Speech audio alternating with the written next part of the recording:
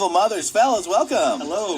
Man, thanks for making the time tonight. So you guys are going to be busy this Saturday playing at Mercy and/or Highwalk. You actually might I think we're at Mercy. You're at Mercy? Yeah. And I feel like you could end up doing both if you're playing in multiple Yeah. bands. Lots Who of knows spells. how many more you'll get added to that evening. So it's High Noon, a show that we love talking about here at Lightning 100. It's Charlie and the Evil Mothers, Lasso Spells, Liz Cooper, Keeps, Crease Reader, and Lucille Furs. What's that sort of dynamic like being friends with all these bands? Oh, it's amazing. Everybody in that whole crew is just super supportive of everybody else. You know, they want to help out, get everybody else shows, get everybody else opportunities. That's kind of how we got here. And it's just really, really awesome just sharing that vibe with everybody. It just never brings you down. It always kind of helps you out. Now that's the thing that I noticed with Nashville bands is it's more of like the feeling of rising tide lifts all boats versus like being competitive and trying to like get a leg up on somebody. I think it's just a better way to exist and certainly to be creative.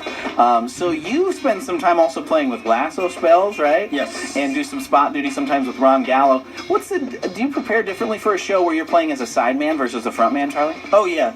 Sideman shows I kind of see as more of a good time, like go in, have some fun, play some guitar, you know, have a good time. And then this project with my group, I kind of see it a little bit more serious. Sure. I take it a little bit more serious because I have to, you know, watch and make sure everything's going how I kind of hear it in my head.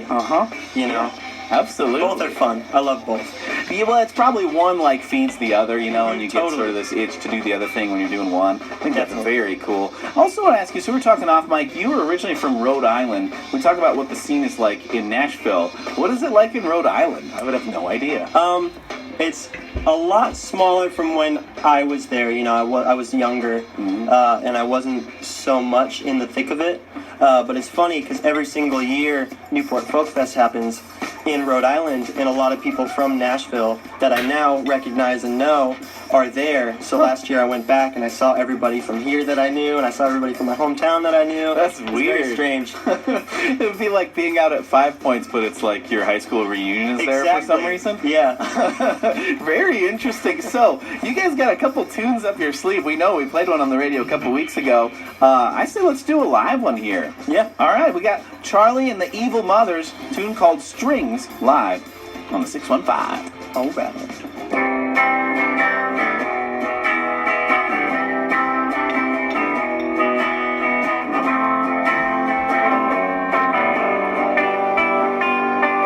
Why would I try, girl, to make you smile if you've never even shown your teeth?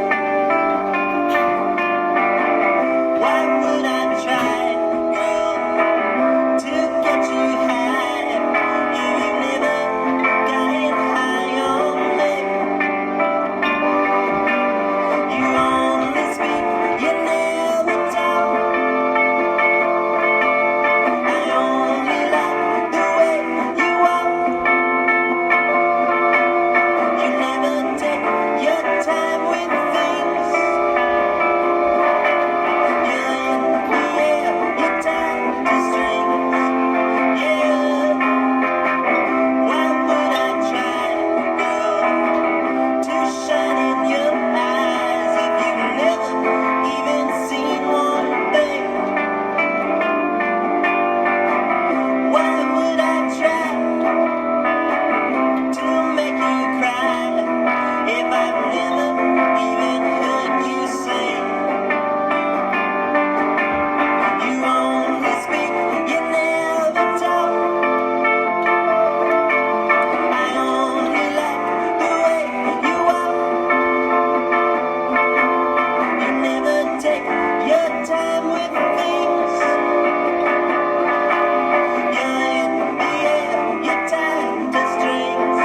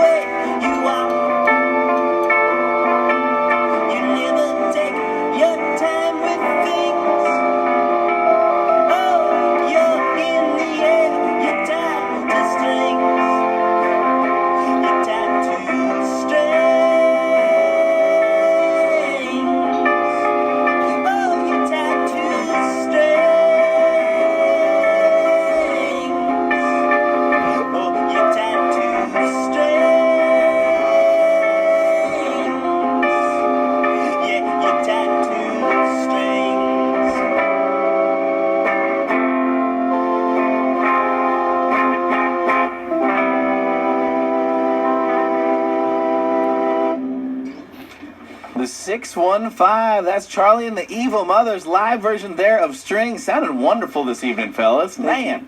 So, can people expect to hear that song Saturday? Absolutely. All right, good. It might be a little different of a version. We kind of stripped it down. Well, I appreciate you doing that. I wanted to ask you about that because I assume your live set is generally like pretty full-on rock and roll stuff. To like scale a tune back, how do you go about that? Well, I originally wrote that tune a little more in this style, and my whole thing is I would like to have all the songs kind of generally get the message across in most any medium, and I really, really love stripping the set down kind of like this. Cool. You know, get a little different flavor. I've heard songwriters talk about how, like, if you can make a song stand up where it's just, like, say, guitar vocal, then odds are you've got something, you know, which is very cool. You guys clearly onto some things here, Charlie and the Evil Mothers. So I've got some more questions here. I want to ask this. Do you start songs generally with, like, a melodic idea, a lyric idea, chord progression? Where do you start things?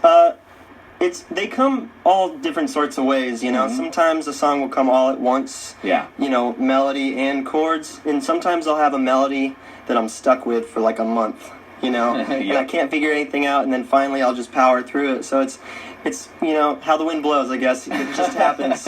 Happens sometimes. Do you have tunes ever that start out one way and then they end up, like, once they're making it to the record, something else entirely? Oh, absolutely. And usually within the songs themselves, it'll start one way, and then by the end of the song, it'll be completely different. You know, in a good way. It's very cool. It's something I love talking to Nashville songwriters about because everybody's so passionate about the craft here, and like a lot of our listeners get it and really care about what goes into creating these things. Do you buy the idea that writing songs in different places, so in a different physical space, that affects what you get as an outcome? Oh, absolutely. Yeah? Absolutely. Environment is a good chunk of that. You know, I believe it. Yep, there's really something to it. So, great environment this Saturday to check out Charlie and the Evil Mothers, Lasso Spells, Liz Cooper, Keeps, Crease Reader, and Lucille Furs. That is a full bill. What's cool about it, it's Hiwatt and Mercy, so you can just run back and forth. Been to a couple shows that are like that, and it's really fun because there's like really no like dead time. You just keep seeing rad bands, and this is going to be a wonderful show. Fellas, you care to grace us with another tune? Absolutely. All right, so we've got Charlie and the Evil Mothers live in the 1RPM studio. This song called Tin Roof.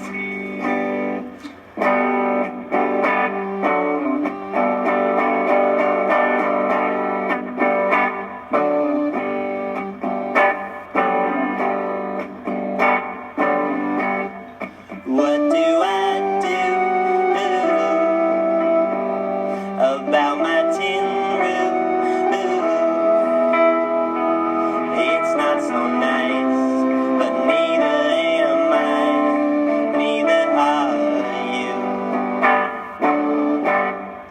I've been okay most of my days, thinking out loud.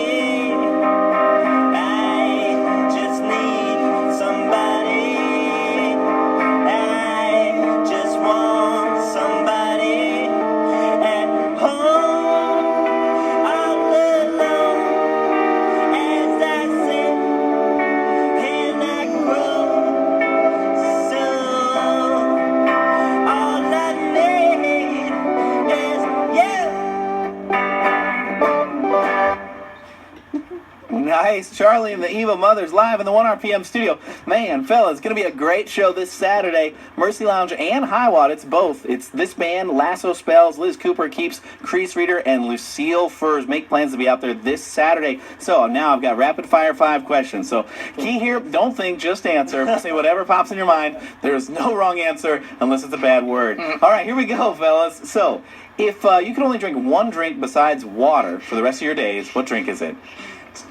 Turning out to be coffee. That's just what's happening. What a grown-up Seltzer answer. water. Seltzer water. Pretty good. Croy, is that what you mean? Oh, now man. it's seltzer. You're keeping it generic. I like that. Hams Yeah, you're holding out for an endorsement, I see. How about this? Say you could go back in time and review your very first show you ever played in a band or as a solo artist. What's your review of that show? Terrible. But you kept at it, man. Yeah, Good now we're great. Now we're amazing. Yeah, now you rule. This is empirically true. All right, how about this? Say you could live within the reality of any film of all time. What film is it? Oh my goodness. That's terrible. I just Evil Mothers?